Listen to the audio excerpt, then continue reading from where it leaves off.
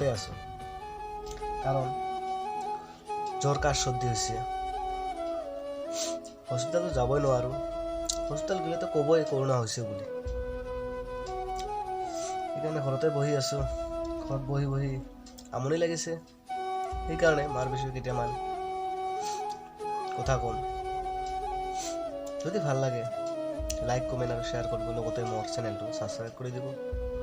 আৰু যদি বেয়া লাগে একো কৰিব নালাগে, জাষ্ট কৰি দেখিব আপোনালোকে।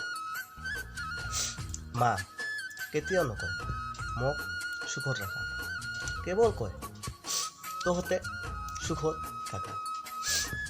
মা নয়নৰ প্ৰথম ছবি তুমি, জীৱনৰ প্ৰথম সংগী তুমি, মুখৰ প্ৰথম শব্দ তুমি, হাতৰ প্ৰথম স্পৰ্শ তুমি, সাহসৰ প্ৰথম নাম তুমি, জীৱনৰ প্ৰথম শিক্ষাগুৰু তুমি।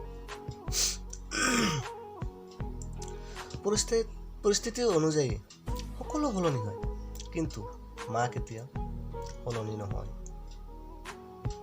মা শব্দটোত থাকে এটা ঐশ্বৰিক শক্তি, কিয়নো বিপদৰ সময়ত আমি প্ৰথম মাৰ নামটোৱে আগত লওঁ।